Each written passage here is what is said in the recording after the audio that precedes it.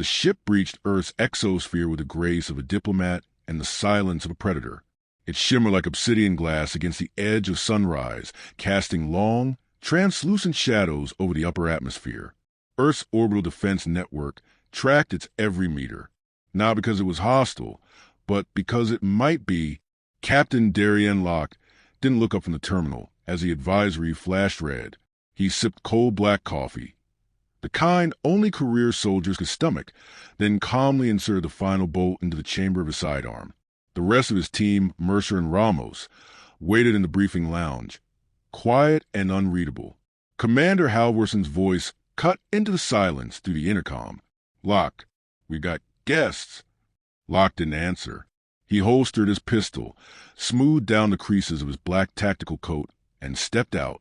The walk to the upper conference chamber felt long, despite being just one level up. It wasn't the distance, it was the implication. The coalition didn't visit. They summoned. That they'd come here uninvited suggested one of two things: desperation or dominance. Either way, Locke was more interested in the third option, what they weren't saying. The chamber was tall, sterile, and windowless.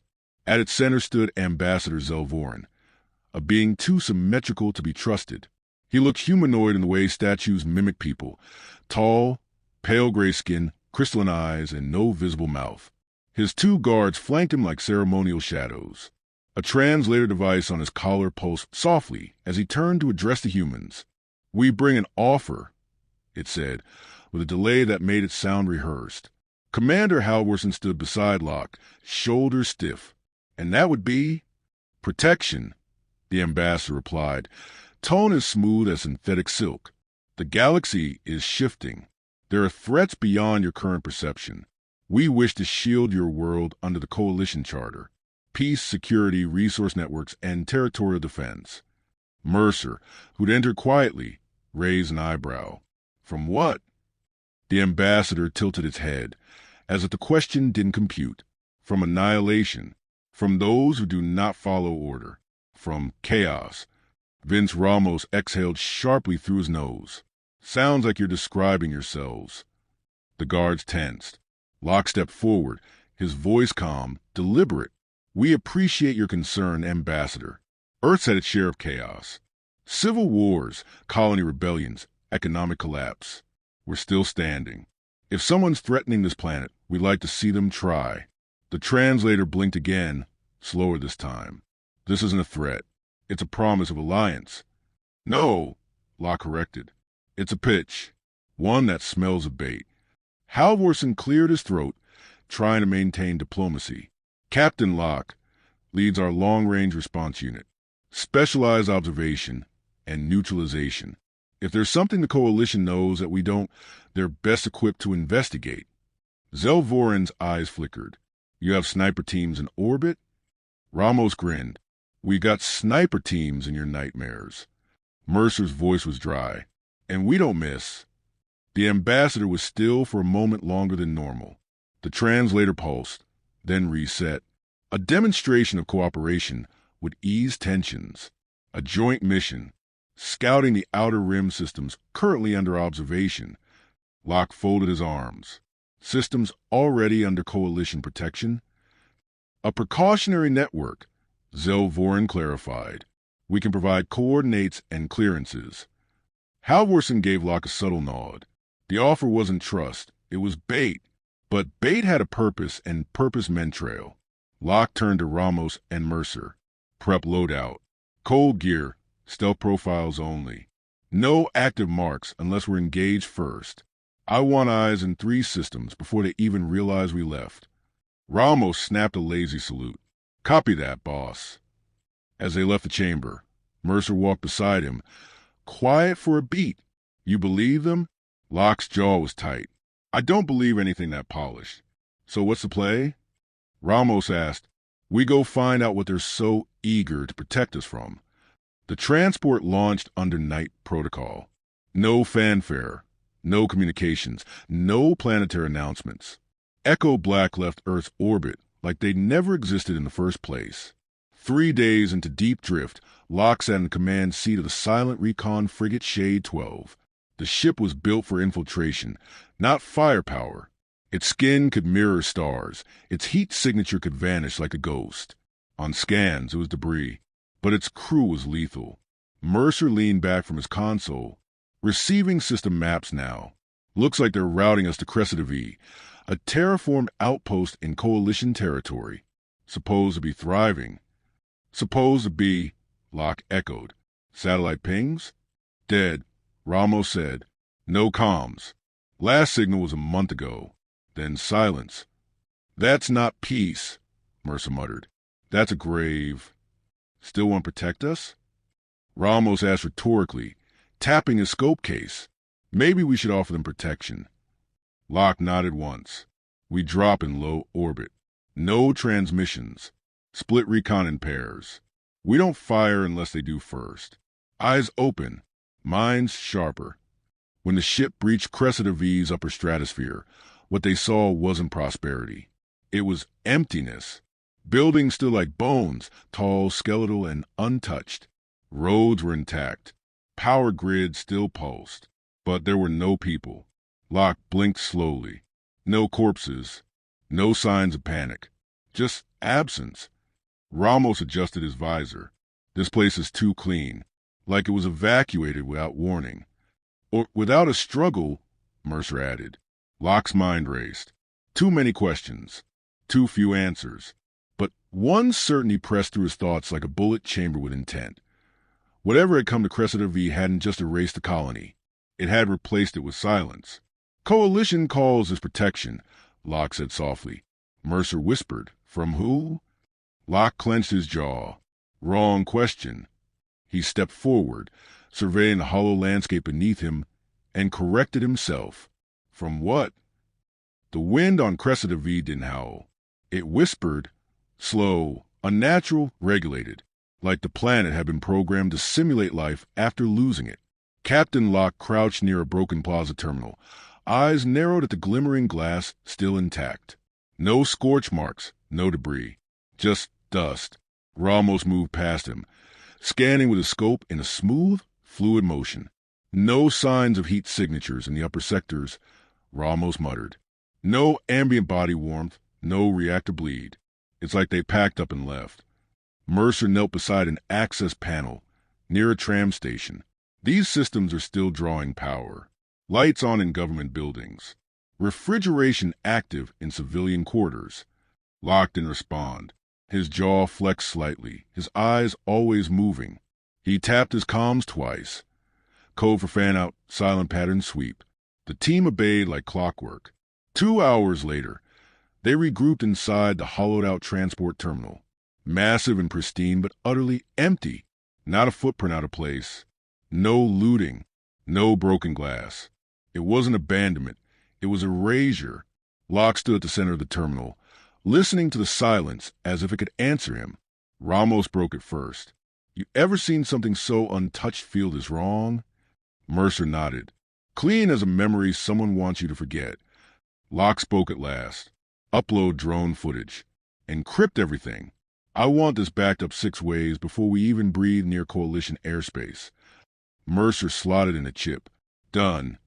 They set up camp in the upper control tower, watching night fall over a colony with no heartbeat. No survivors. No attackers. Just the echo of artificial peace. At 0300, a motion ping broke the stillness. Barely a flicker. Barely worth noting. But Locke was already awake. Sitting at the terminal in full gear. Sector Gamma 12. 17 clicks northeast, he murmured into the mic. 1 blip. Brief. Could have been atmospheric noise. Ramos's voice came back groggy but alert. Or bait. They moved out before first light. Cressida's sun rose sluggishly, casting a dull amber across the spires. As they closed in on Gamma 12, the landscape shifted. Buildings showed where here, paint peeling, plant life overgrown. The power grid flickered with intermittent failure. Then they found the first sign of resistance. Spray painted on a wall, hastily, in thick red strokes. They don't protect. They empty. Mercer took a still. Recent. Less than 2 weeks old. Where are the writers? Ramos asked. They moved deeper. 10 minutes later, Locke's hand shot up. Full stop. On the edge of a shattered atrium lay something Coalition ships didn't leave behind. Footprints. Fresh, unaligned, human-shaped. 3 sets. Heavy, leading downward. Locke signaled. Silent advance. They followed the trail down into a subterranean corridor. It smelled like copper and ammonia. Stale breath. Something lived here. They moved in single file, night vision lenses filtering green against the walls. The footprints ended at a reinforced hatch, partially open. Inside, 3 survivors stared back at them. They weren't armed. They weren't aggressive. Just gaunt-eyed, pale-skinned men dressed in one-civilian jumpsuits. One of them, barely in his 20s, whimpered when he saw the sniper team's weapons. "We're not with Coalition," Locke said evenly. The eldest stepped forward, voice raw. "Then leave. Now. If they think you're helping us, you'll vanish next." Locke didn't flinch. "We're not here to help. We're here to understand." The man's face twisted into a mix of scorn and pity. "Then you're already too late." Mercer stepped forward. "What happened here?" "They came," the old man said. "Not soldiers, not machines. Just light, soft blue pulses. We let them set up communication towers. Said it was for interstellar relays." Ramos swore under his breath. "Atmospheric psych emitters." The man nodded. 3 days later, people stopped talking, just stood in the streets, looking up, smiling. Locke's voice was a razor. "Mind conditioning?" "No. Worse," the survivor whispered. "Obedience. Willful surrender. Like something in your thoughts was softened, clipped. They made us choose not to resist." "What about you?" The man shook his head. "We lived near the mining edge. Radiation shielding was thicker. Maybe that helped. Maybe it was luck."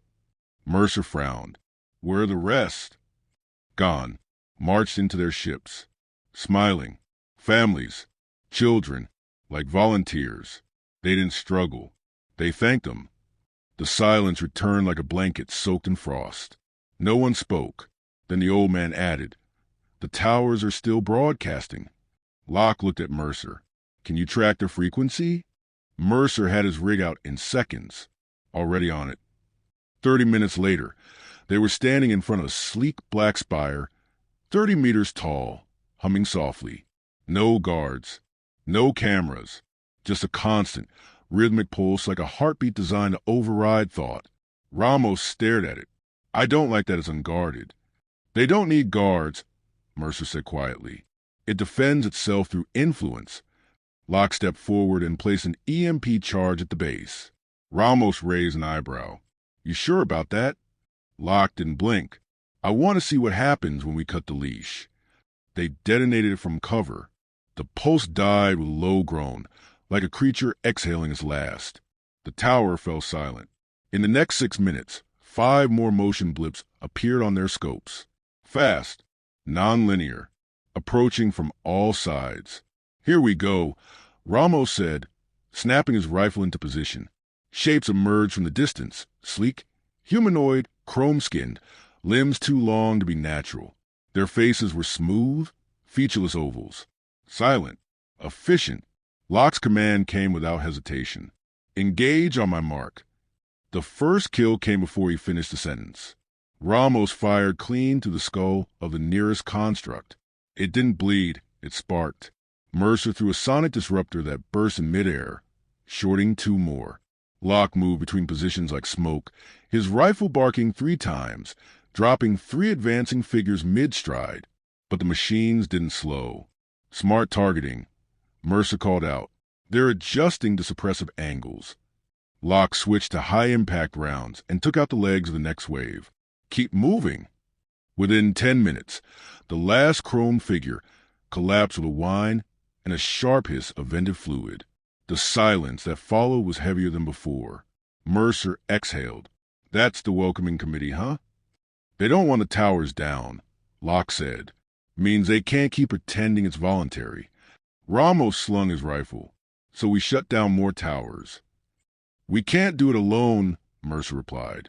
"Not without exposing ourselves to the Coalition." Locke stared into the horizon, where another tower blinked against the dim sky, like a lighthouse for the blind. "We don't need to hit all of them," he said. "Just enough to show they can be hit." The team returned to survivors and handed over encrypted comms and survival rations. Locke knelt beside the old man. "You have people across the sector?" The man nodded slowly. "Hidden, scattered. Some of us remember Earth. Still believe." "Then tell them this," Locke said, his voice low. "They're not alone, and they're not helpless." As they lifted off hours later, leaving the fake piece of Cressida V behind, Mercer activated the first data burst. Encrypted footage, coalition towers, mind pulse readings, combat with unmarked machines, transmitted through deep space relays to human colonies, Earth Command, and independent outposts across 3 sectors. Let the galaxy see what protection really looked like. In the cockpit, Ramos stretched and looked over at Locke. "You think they'll take the bait?" Locke stared at the stars ahead. They already did. The Coalition called it the Protection Hub. Their data packet labeled it as a regional relay station. Communications, diplomacy, logistics. But Echo Black didn't need translation. From orbit, the moon's surface bloomed with sharp angles and black geometry. It wasn't a relay. It was a fortress. They approached under stealth orbit, masking emissions and scrubbing signatures. Locke stood over Mercer's shoulder as the tech mapped the terrain. A sharp ring of dark towers formed a perimeter. No conventional weapon emplacements. No visible patrols. Just silence and geometry. Exactly what the Coalition wanted you to underestimate. Thermal readings? Locke asked. 36 internal signatures, but most are low activity. Probably passive systems. A few are moving. Central chambers dense. Can't get a clean read. Locke gave a short nod. "That's where we're going." Ramos adjusted his rifle strap. "Permission to breach loud?" "Denied," Locke said, not looking back. "This isn't war. It's confirmation." They dropped onto the surface with soundless precision. Black suits against black stone. The entrance was carved into mountainside. No guards, no lights. Just a perfect vertical seam, like the planet itself had split open. Locke gave one hand signal. Ramos took point, Mercer behind him. Locke closed the gap. Inside it was colder. The walls hummed with energy, low, constant, artificial. The deeper they moved, the more organic the design became. Not carved, grown, alive. Ramos paused at junction, rifle raised. "Hear that?" They stopped. From below, barely audible, screaming. Faint, choked. Locke drew his pistol, voice razor thin. Down. Quiet.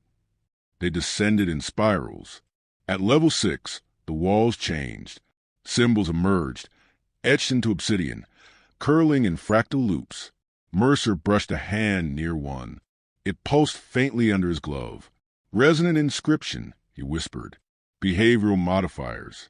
Layered signal reinforcement." Translated, Ramos muttered, "Propaganda," written into the walls. They breached the lower level at 400 meters. The chamber was massive. Metal, stone, and something else. Organic scaffolding laced the ceiling like veins. In the center, cells, glass cages. Inside them, people. Some stared forward blankly. Others shook and mumbled. One pounded the glass, silently screaming. At least a dozen were human. Others from non-Earth species. All gaunt, all terrified. Locke moved forward, scanning faces. The third cell held an older man, sitting cross-legged, beard graying, uniform torn. When he looked up, Locke froze. It was Colonel Jarrett Stone. "Mercer," Locke said quietly, his voice shifting. "Override the cage." Mercer stepped forward, already hacking the nearby console. "That's Stone." Locke nodded once. He commanded Echo White, thought dead after the Paxson relay siege. Ramos approached the glass. "If the Coalition's hiding Black Ops veterans, they're not protecting anyone. They're neutralizing dissent." The door hissed open. Stone didn't move. Only when Locke stepped inside did recognition bloom in the Colonel's bloodshot eyes. "You're late," Stone rasped. Locke crouched. "You're not supposed to be alive." Don't feel like it, Stone replied. They took us after the siege. No trial, just drugs, lights, pulses, talk to us through our sleep. Locke's voice was quiet. Why keep you alive? To study obedience. How to break human will without bullets. I resisted too long. They locked me away, labeled me defective. Mercer opened 2 more cages. A young man stumbled out. An alien with golden skin collapsed, sobbing. Ramos helped them both upright. How many more levels? Locke asked. Stone coughed. 2 down, 1 deeper. The core. Is it guarded? Always. Locke stood. Then that's where we're going. They left behind half the prisoners. Too weak to move. Mercer set time charges on the power grid. They'll go free when we blow the floor controls. Assuming we're alive, Ramos muttered. They descended. The core chamber wasn't dark. It was light, brilliant blue-white, pulsing in concentric waves from a crystalline obelisk at its heart. Surrounding were the sentinels, 8 in total. Biomechanical giants, chrome-plated with vein-like conduits glowing under their armor. One turned as they entered. Its voice didn't come from a mouth, but filled the chamber from everywhere. You're unauthorized. Locke raised his rifle. So stop us. They did. The first sentinel moved like gravity with suggestion, a blur of silver and light. Ramos dropped to one knee and fired, hitting its head dead center. The round bounced off like spit against steel. Mercer threw an arc charge. It exploded midair, staggering 2 of them. Locke rolled forward, emptying a full magazine into a sentinel's leg. Sparks, hydraulic fluid. It stumbled but did not fall. Target joints. Locke barked. The room became chaos. One sentinel charged Ramos. He vaulted over a console, landed rolling, and planted an explosive charge at its spine. It detonated mid-twist, hurling the machine across the room like a broken toy. Mercer engaged 2 more. His rig emitted a high-frequency burst. Both paused, glitching. He seized a moment, pulled his secondary, and fired into their cranial seams. One collapsed. The other turned too late. Locke went straight for the obelisk. His eyes locked on the base, reading the glyphs etched into the foundation. Stone's voice crackled over comms. You destroy that, you break the whole conditioning grid across the sector. Locke didn't hesitate. The charge was small, focused, enough to fracture the core without triggering collapse. He set it with one hand while firing with the other. Then a sentinel knocked him across the chamber. He landed hard, vision spinning. Another advanced, arm transforming into a blade. As it swung, a sniper shot cracked through the chamber. The sentinel jerked sideways, system seizing. Ramos stood on a collapsed beam, rifle still smoking. Missed the eye, took the brain. Mercer reached Locke, pulling him upright. We've got 60 seconds before the grid resets. Or detonates.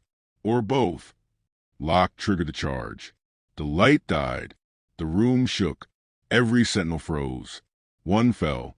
Another twitched once, then collapsed entirely. In the sudden dark, Locke's voice was the only constant. Pull out. They moved fast, grabbing Stone, 2 more prisoners, and whatever intel Mercer could copy on the fly. The moon trembled as systems shorted and control signals collapsed. When they reached the surface, alarms blared across the base in every known language. As they launched into low orbit, the entire facility behind them began to glow, then burn. In the ship, Stone sat in silence, watching the screen. You know what this means, he said. Locke nodded. The Coalition didn't offer peace. They offered compliance. And Earth declined. Ramos slumped into his seat, breathing hard. So what happens now? Mercer checked the relay. Data burst launched. The galaxy is going to see everything. Locke stared at the shrinking moon behind them. They'll know what we did and what we're capable of. No one said anything for a while. Then Ramos added, we should probably get home. Locke didn't turn. We're already the war they didn't want. The Coalition returned to Earth with flowers in one hand and a blade hidden in the other. 12 ships held position just beyond the reach of planetary defense, forming a crescent of gleaming menace over blue marble below. They said nothing. No broadcasts. No ultimatums. Just presence. On the surface, Earth's skies remained calm. The sun rose as it always did, and people went about their lives unaware that war might arrive in the silence between seconds. Inside the Defense Command Tower, Captain Darian Locke stood before a wall of screens, arms folded, jaw tight. Behind him, Mercer ran quantum relays, while Ramos watched the feed from the outer colonies. Casual, legs up, rifle beside him like a dog that didn't need commands. Commander Halvorsen stepped into the room, face pale under the synthetic light. "They're here," he said, voice tight. "But they haven't moved. No comms. No demands. It's a power play." Locke didn't look away from the screens. "They're waiting for Earth to blink. They expect us to negotiate," Mercer added. "They think we'll panic." Ramos smirked. "They think wrong." Halvorsen exhaled, unsure if it was frustration or relief. "The Council wants diplomacy. They want to hear what the Coalition has to say." "They already said it," Locke replied. "They just used someone else's voice." A ping echoed across the command deck. Mercer snapped to it. "Incoming transmission. Encrypted. They're finally talking." "Route it," Locke said. The screen shifted. Zelvorn appeared, unblinking, uniged. His voice was the same, fluid, disarming. "Earth," it said, "you have violated the spirit of unity. You have interfered with peacekeeping operations. You have dismantled protective facilities. This is not retaliation. This is a warning." Locke leaned forward. "You kidnap civilians, condition them, weaponize compliance, and call that peace? You misunderstand protection." "No," Locke said coldly. "We just don't need it." There was no reaction from the ambassador. "We are willing to forgive. Earth may still join the Coalition. Under guidance. Under supervision." Mercer laughed under his breath. "They're offering us a leash." Ramos reached over and tapped a single key. On the screen behind Zelvorn, one of the outer Coalition fleet ships lit up with red targeting brackets. Earth's defense system had already locked them from the ground. Zelvorn turned his head slowly. "You would initiate hostilities?" "We haven't fired," Locke said calmly. "But if you're wondering whether we can, that question's answered." Mercer activated the tactical uplink. Dozens of feeds appeared. Sniper teams posted in low orbit, orbital rail cannons primed, automated defense drones humming beneath cloud cover. Earth wasn't showing its hand. It was showing its capability. "Pull the fleet back," Locke said, "or we'll let our guns finish the sentence." Silence hung for 8 long seconds. Then the signal cut. In orbit, the crescent began to collapse. One ship at a time, the Coalition fleet turned, accelerated, and jumped. No farewell, no formal withdrawal, just absence. Halvorsen stared. "That's it. They never planned a war," Locke said. "They planned an example, until they realized we were it." Mercer tapped a few commands and uploaded the final footage. The destruction of the mind control obelisk, the rescued prisoners, and a decrypted Coalition manifesto detailing their planetary influence network. The data packet spiraled across comm relays, reaching every system Earth had ever touched. Ramos leaned back.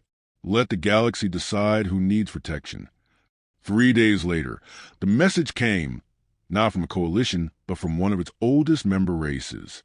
A withdrawal, then another, then a third. Their systems went dark to Coalition command and lit up to Earth's channel. A slow unraveling began, not with fire, but with doubt.